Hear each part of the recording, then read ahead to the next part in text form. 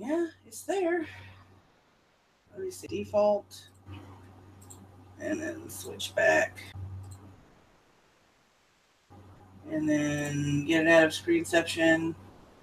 I know it's auto-focusing. Hang on. Yes, I swore at my computer. My computer is a piece of total and utter shit. All right, good. Because, you can't do a news show. Good morning, Mitch. Can't do a news show when nobody can hear you.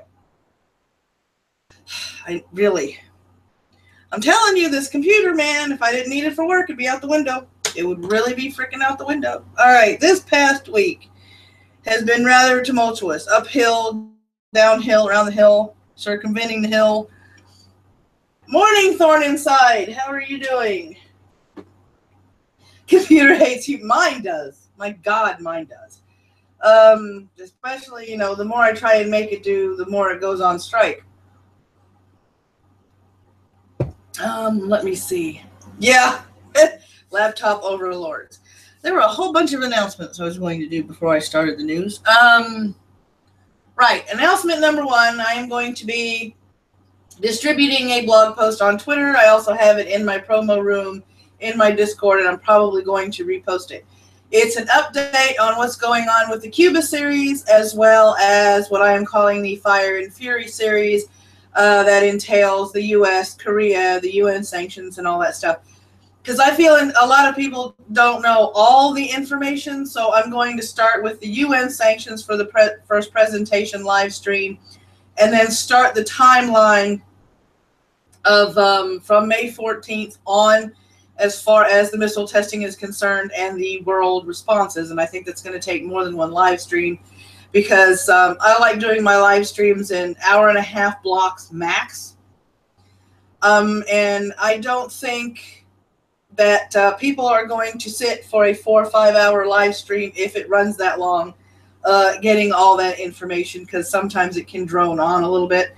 And I want to have guests for those live stream series. That way we can talk about what we think is going to happen in the world and things of that nature, because it's a big thing. Everybody's got their eyes on North Korea.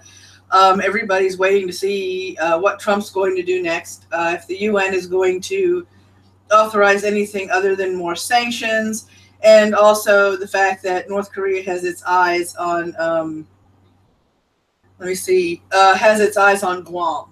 So, ooh, cool. I will DM me to remind me, Thorn, and I will shout it out after my debate tomorrow, which is another big thing. Tomorrow at 6 p.m. Eastern Standard Time, there's going to be 2 military personnel and 2 transsexuals on the other side for a traditional debate. Good morning, Peter Salek. How are you? And what I mean by a traditional debate is there will be questions posed. Each side will have 3 minutes to state the answer to that question, and the person that wants to rebut the question has 2 minutes to respond to the response of the question. It's not going to be a shouting match. It's not going to be an arguing match. I am going to be the one giving the questions out. I'm going to be the one moderating and timing the responses. Because, and the topic for that debate is going to be trans in the military, seeing how people are still talking about that, and it's still in everybody's ears. So that's what I'm planning tomorrow. No, you get one shout out every once in a while. It's not my fault you were camping, Butter. Not my fault you were camping when that happened. So let me go ahead and get this up here, and we'll start out with, yeah, I forgot to resize these things before I started the show. So live blooper as I fix this. If you guys are wondering, no, I did not write this article. Evernote has something called Clipper, in which they take all the art, all the ads and extraneous stuff out of the particular web page, and they put it cleanly into your Evernote, and that's what I'm going to be reading from today. And I love Evernote for that, because half the time my computer doesn't like loading all the peripherals from a website. All right, here we go. Cuban Russian officials meet as questions swirl about U.S. diplomats' hearing loss. This was, I found this at 10 o'clock, and it was 14 hours old at 10 o'clock in the morning. So, AP, the United States flag flies outside the U.S. Embassy in Havana, Cuba, Saturday, November 26, 2016. Washington, Congress has learned of an oddly timed meeting between Cuban and Russian officials, and lawmakers intend to press the State Department for more details in a closed-door briefing next week. Emerged of a mysterious incident of American diplomats experiencing hearing loss at the U.S. Embassy in Cuba, the Russian Deputy Foreign Minister, Sergei Ryabkov, met with Josefina Vidal, Director General of U.S. Division of the Cuban Foreign Ministry, and later the Cuban Ambassador to Emilio Garcia. I find it quite interesting that as this news breaks, these meetings are occurring, said Republican congressional aide. The two meetings, the first of which occurred weeks after the Cuban officials were expelled, and the second as the incident went public, have led to questions about whether a third party was involved in the bizarre case that has captured the attention of everyone from Miami to Washington. This is another one that I am doing a series on, both blog and video. So I'm going to be, putting those out there too, because those are two main series that are important to me. The one that's happening with North Korea and us, and the one that involves Cuba and me, because I have relatives in Cuba. When I say an active investigation is underway, in part, what it means is we don't know exactly where this came from. Okay, Nauert said. We can't blame any one individual or a country at this point yet. The Trump administration has been slowly rolling back Obama-era policy changes that broke down barriers between the United States and the island nation. Nauert, the incident would accelerate that process. She said the United States has had multiple conversations with the Cuban government, but that the reason the two Cuban diplomats were expelled was because the government shouldn't, I guess there's supposed to be a have there because they don't edit their own shit, I guess, shouldn't have allowed the Americans to get sick. U.S. government officials have been affected in some way by these incidents, physically affected by these incidents. It is the Cuban government's obligation under the Vienna Convention to ensure the safety and protection of our diplomats there, and that obviously did not happen. Congress wants more answers also and has been pushing for an updated briefing. They want a better picture of the scope of the incident, how many people got sick, what symptoms they had, and what evidence exists about another country's involvement, and if this was intentional or not. How could it have a similar impact on so many people if it wasn't intentional, a congressional aide said. The other question is, why are we just finding out about this now? William Leo Grande, a specialist in Cuban politics and U.S. foreign policy, told Latin America and American University School of Public Affairs in Washington, said it made no sense for Cubans to do this deliberately, but also dismissed the idea of Russian involvement. The Cubans give them a break on editing. No, this is an American writing this one, Futter. Came out of Washington. So there's no excuse there. The Cuban Foreign Ministry said it had been informed of the incidents on February 17th and have since launched an exhaustive, high-priority, urgent investigation at the behest of the highest level of the Cuban government. So Raul told them to investigate this. And you've been investigating it since February 17th. Had good cigars, Sir Wolfie. I don't know if they still have good cigars or not. Excuse me, I have something in my eye. Criticized the U.S. government for expelling two Cuban diplomats, which it described as unjustified and baseless. Yeah, me too, Thorne. Cuba has never permitted, nor will permit, the Cuban territory to be used for any action against accredited diplomatic officials or their families, with no exception of the Foreign Ministry, said the Foreign Ministry said in a statement. So this is something I'm going to have to keep an eye on, which I will. So racist. Well, you hush. I know you're trolling my chat, dude. I know you are trolling my chat. All right, let's see. All right. It's very tentative. I don't like a lot of the shit. A lot of the people that know me know that I don't like a lot of the concessions that Obama gave Raul, because Raul has the same mentality his brother does. So the more you give to a dictator like Raul, the less you're going to get back unless you demand something in return. They're not going to give of their free will because they don't have compassion to say, all right, since you're going to do this for us, how about we do this for you? It's not going to work. at all. Period. I'm sorry. Building magnitude 6.2 quake hits Philippine island of Luzon, jolts buildings. Students use their hands to cover their heads as they evacuate their school premises after an earthquake of magnitude 6.2 hit the northern island of Luzon and was felt in the Metro Manila, Philippines, August 11th, shaking buildings and forcing the evacuation of offices and schools. Romeo Ronco writes, this is straight from Manila out of Routers. An earthquake of 6.2 magnitude hit the Philippines' northern island of Luzon Friday and was felt in the capital of Manila, shaking victims, forcing the evacuation of offices and schools. There were no immediate reports of deaths or injuries in the quake, which the United States Geological Survey Center measured at 6.6. At 1:28 p.m., which is 5:28 GMT, 6.6 miles southeast of Nasugbu in the province of Batangas at a depth of 104 miles.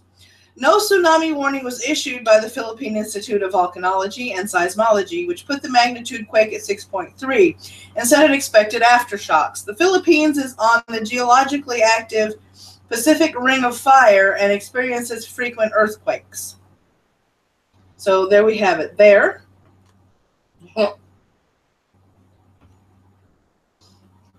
I know you're a troll, Futter. You're just trying to play it off, dude. You're just trying to play it off. All right, here we go. One more. Oh, no, that's our good news. That's later. All right, let's see if you guys can hear this morning. Put my microphone as close to the computer as possible so you guys can hear this before I do the next report. And I don't care if you see my microphone. You guys have got to hear the news. So let me see if I can get this over here. All right, let's see if we got this going. North Korea has denounced the UN Security Council's unanimous vote to impose new sanctions. Early today, its official news agency warned, quote, there is no bigger mistake than the United States believing that its land is safe across the ocean. Here's U.S. Ambassador to the UN, Nikki Haley. She spoke to CNN after the vote. This resolution is the strongest resolution with sanction measures that we've seen in a generation. It will go after a third of North Korea's hard currency. It bans coal, it bans iron, it bans additional laborers that they can send overseas. It huge implications to North Korea. We hope they take notice, and we'll see what happens. Secretary of State Rex Tillerson is meeting with other foreign leaders in Manila this week, where he will try to enlist China's help to contain North Korea. Robert Daly joins us in our studios right now. He's a China specialist at the Woodrow Wilson Center in Washington, D.C. Thank you so much for coming in. Good to be here. Trump tweeted last night that he is very happy when vote on the North Korea sanctions. So, okay, he's pleased, but what signal do these sanctions actually send to North Korea? The most important signal that it sends to North Korea is that the international community, all nations, including Russia and China, are united in applying greater pressure to the North Korean economy than has been applied, as Secretary Ambassador Haley said, in a generation. What North Korea will make of that, and whether that will tell Kim Jong-un that he needs to double down on weapons programs because the threat is grave, or whether he needs to cooperate, that we don't know. China's foreign minister urged North Korea to try to maintain calm in spite of this UN vote. Is North Korea's reaction something that we need to be concerned about? Absolutely. North Korea is the place that has the weapons. China, I think, has played a very positive role in this, as has the United States. And it's been interesting in Manila that China has allowed direct reporting on its conversations with the North Korean foreign minister, which it usually doesn't do. China usually says, we'll get back to you. They'll have their conversations on the side, and then they may or may not characterize them. But the fact that China is taking a public leadership role vis-a-vis North Korea, that's an important change. That's actually a pivot. What do U.S. do to try to force China's hand in this situation? Well, we can't force China's hand. What we can do is be very vigilant about whether China actually enforces these sanctions. There's been a problem with past sanction regimes that China either wouldn't or couldn't enforce them fully. China has an 800-mile border with North Korea. There are a lot of companies, especially in northeastern China, that do business with North Korea in ways that China either cannot regulate or turns a blind eye to. So really, this is a question, as Susan Thornton of the State Department has said, of our keeping pressure and keeping a watchful eye on China. But China's given us pushback before. I mean, China's ambassador to the UN criticized the U.S. for installing a missile defense system in South Korea, right? Saying that that's counterproductive. And he said that it was counterproductive. This is Ambassador Liu, because it upsets the regional balance of power. China wants to be seen as a responsible global leader. It has been very responsible on this one. And it doesn't want Kim Jong-un to have nuclear weapons. At the same time, it does not like the North American presence in Asia, and it sees the deployment of the American anti-ballistic missile system in South Korea as the United States sort of scoring points, strengthening its alliances in the region vis-a-vis China. China also has concerns with North Korea about humanitarian. You have to bear in mind is that North Korea is in the midst of its worst drought since 2001. And so one of the next shoes that could drop might be more starvation, severe hunger in North Korea this coming winter, which could change China's calculation. The Trump administration has been insisting at this Manila meeting that the U.S. is engaged in Asia under President Trump. Do you think that it is? I mean, Trump rejected a massive trade pact with the region right after he took office. What does all of that tell us? Well, you're right that rejecting TPP was widely interpreted in the region. The Trans-Pacific Partnership was widely interpreted as a sign that the United States was going to be pulling back to some degree, and that if that was true, then it's in the interest of regional nations to bandwagon with China, which is already their major trading partner, the largest investment region in the world. And so we've seen a movement toward China along those lines. This region is home to 60% of the world's population, 2/3 of global growth. If the United States does not have a very active trade, economic investment program, it will not be taken seriously as a balance to China over the long term. And I now want to get to Tillerson's future as Secretary of State. There have been reports that he's struggling to find his footing in this administration, that his relationship with President Trump is strained. What are you hearing? Well, all of the same things that you're hearing, and there's also a concern about morale at the State Department, where there's been a threat for a 30% cut to budget, which Secretary Tillerson to date has not fought against. So there are a lot of concerns along these lines. He has denied that he has a poor relationship with the president. He's denied that he's planning to leave. And Secretary of State Tillerson has had a very good week. So let's see how he feels about it when he's got a little bit of wind in his sails. Robert Daly is director of the Kissinger Institute on China and the United States at the Woodrow Wilson Center. Thank you for dropping by this morning. Okay, so there we go. Let me go ahead and adjust this puppy over here so it's out of my way. Tilt it back this way. Put this over here. Okay. All right, so that's where we're sitting right now. People are still speculating, but all eyes obviously are on North Korea. Even though they are small, Kim Jong-un is making a lot of noise, more so than his father ever did, because let's face it, his father did posture a lot, point fingers and waggle and rattle sabers, but he never took it to the extent that his son seems to be taking it.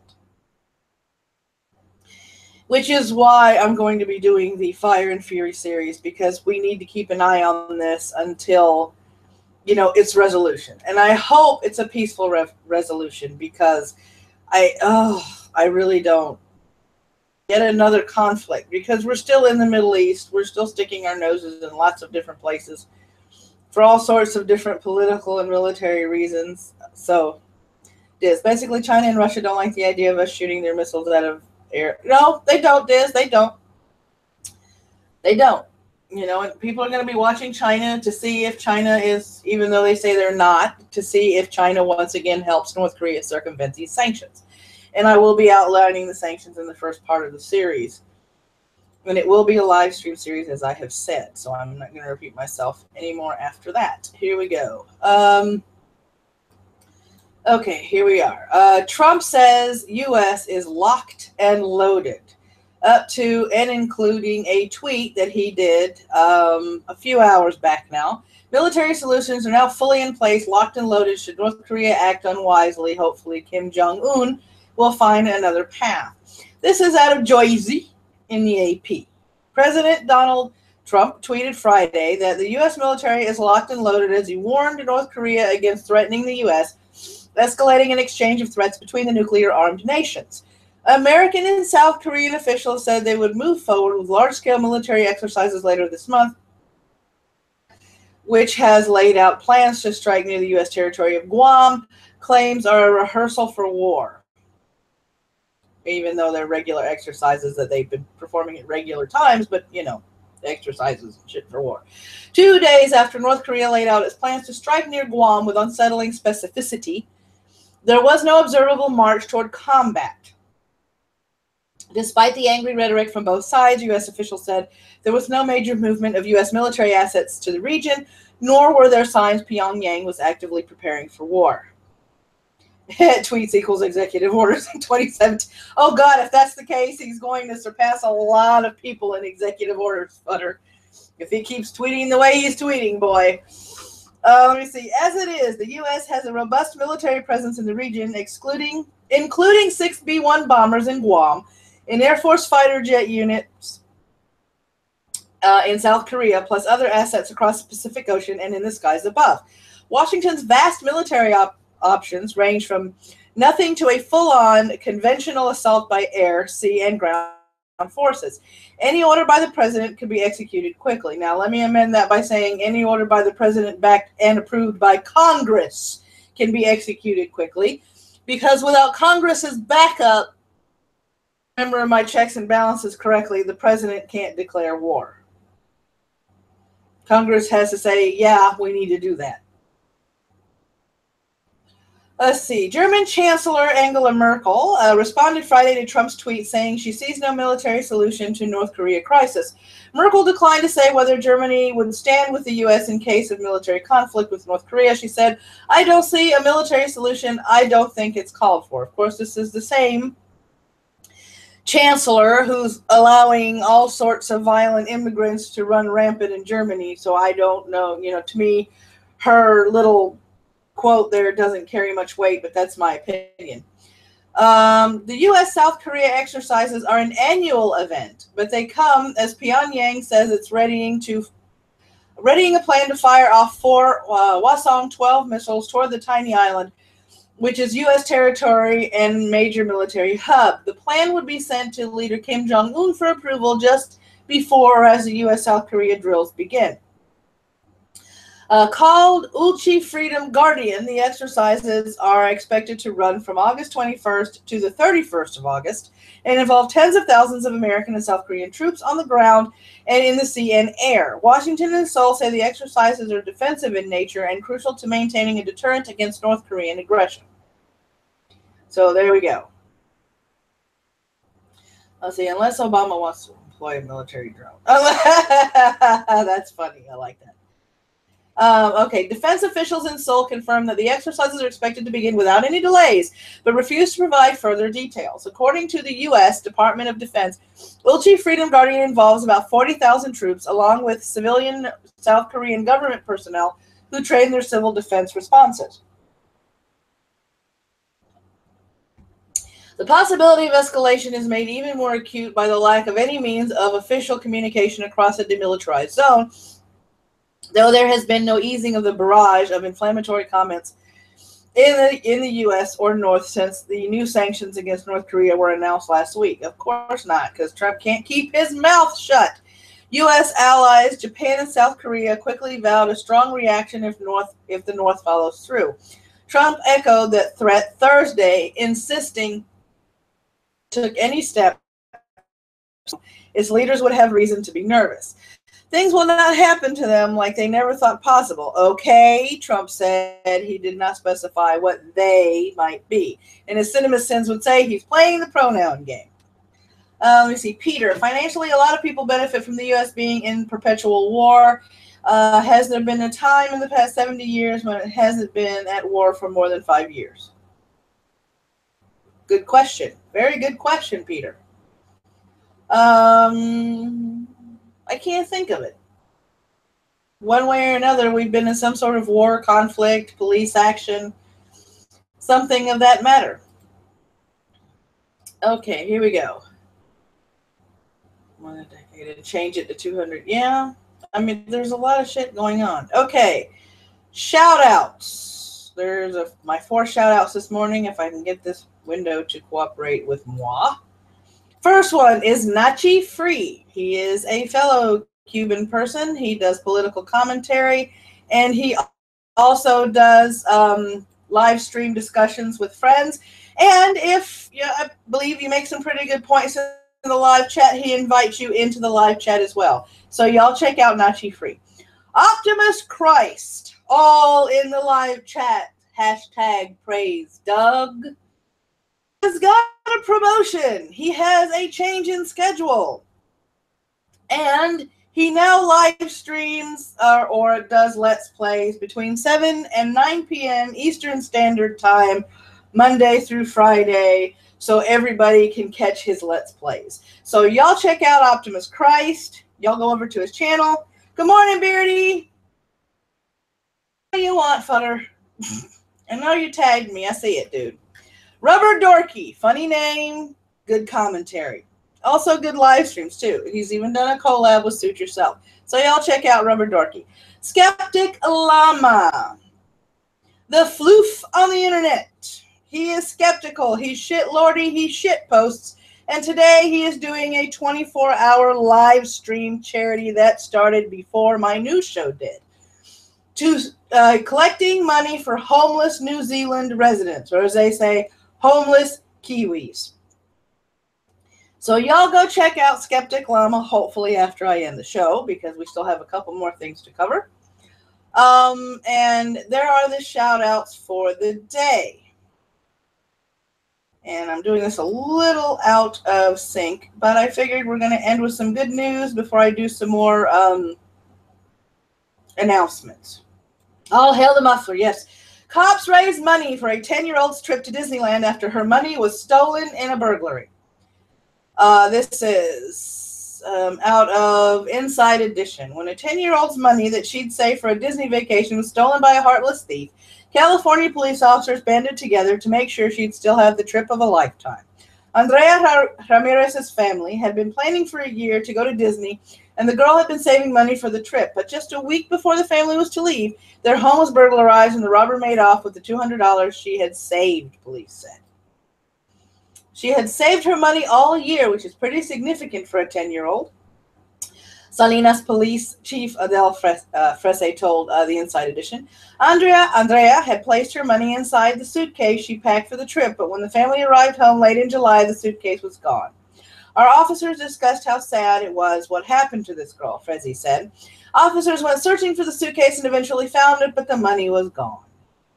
That's when Officers Tyler Provost, Julianne Meseroff, and Fabian began asking their fellow officers and staff for donations to help Andrea. They said, let's try to get the $200 collected from the police department, Frese said. But after word got out around the department about what happened, more officers began chipping in. Before they knew it, they collected more than $1,000 for Andrea. Police called the family into the station before their trip under the impression that they were going to identify some of the property stolen from them. But when they arrived, they were met with a huge surprise. Officers handed Minnie and Mickey Mouse cards to the family that contained the $1,050 the department had collected. Her dad was so humble and so grateful. Andrea was absolutely stunned, Frizzy said. This is the type of thing that we go on to policing for. To heal harms is kind of healing for us too. Frese added the family had a great time on their Disney trip. So that is your good news for the week. I'm hoping to do that instead of Friday Cringe. But I'm going to leave that, guys, to you. Fridays, do you want, hit 1 in the chat if you want good news to help wrap up the newscast for the day, or 2 in the chat if you want Friday Cringe. So help me decide that one right there. Number 1 for good news, number 2 for Friday Cringe. You guys let me know by voting in the live chat. Do both. That's not an option, Futter. I already do some cringy stuff on Monday. All right. Let's see here. What do I got now? Oh, yeah. I'm going to pull this up. Okay. What you're seeing here is what I open up in my Evernote and some of the projects that I have lined up.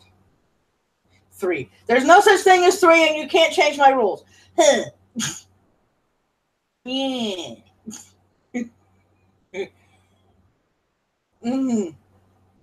Good news on Friday it is then. All right, so my projects over here, I still have the Cuban policy and the history of Cuba that I've got to go through, which is going to end up with current events as they are. The morning brew will still go on. I'm going to add a notebook to this, which is the Fire and Fury series. So you guys look out for that. There is no 3. Futter changed the rules. And I only do a 69 with Ronan. Sorry, Peter. I'm going to have to dash your hopes, buddy. Good morning, Raging Heavens. I see you kind of snuck up in the chat there. So now you see what I pretty much have scheduled for my little ghetto streams. The presentation for the Fire and Fury is going to be, I'm literally doing PowerPoint on a screen share and doing commentary on it. So no, 3 is not both, Wolf Girl. Futter tried to change the rules and he can't do that. That's right. Yeah, I know you like 3, Futter, but no. 1 or 2. And it looks like the ones have it.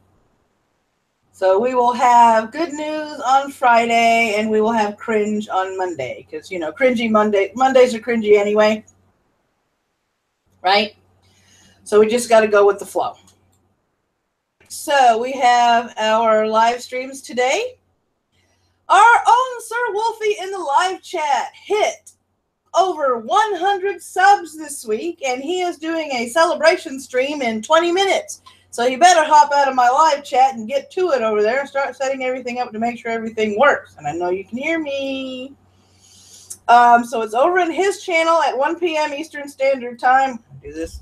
I keep forgetting the EST. At 3 p.m. Eastern Standard Time, the Laughing Ogre usually holds his church. He does this Monday through Friday, if I am correct. And for those of you that are going to boo me in the live chat, if I do it for one, I'm doing it for all. That's the way I stay even. At 10 p.m. Eastern Standard Time, Chairview on his channel has his Misogynerds live stream, 1 Central. That's 2 Eastern Standard Time. All right, cool. I was wondering. All right, let me change that. All right, there we go. 2 p.m. Eastern Standard Time. So, and our Chairview at 10 p.m. Eastern has his Misogynerds. So once again, Sir Wolfie at 2 p.m. Eastern Standard Time, his 100 sub celebration. 3 p.m. Eastern Standard Time, Ogre holds his church. And at 10 p.m. Eastern Standard Time, Chairview has his Misogynerds. So there are the live streams later on in the day. And don't forget about the charity stream that Sceptic LLama is currently holding on his channel as we speak. All right, so that is going to do it. I hope you guys, tomorrow between noon and 1:30, I am going to be finishing Chapter 6 of Patricia Cornwell's Postmortem. Hopefully be able to fit in some of Chapter 7 and some sort of a discussion. Because last week, my voice gave out while I was trying to read, and I started coughing, and so there's all that in the live stream, and I apologize for that. Hopefully my voice will hold out, and I'll be able to have some people to discuss what's been going on in the book so far. So for those of you that haven't been following Postmortem, the live streams are going to be put in a playlist channel. I'm going to do that as soon as I end the show. That way they're easy to find and you can watch them all. Good afternoon, Jay Willie. Yes, he is an anti-SJW.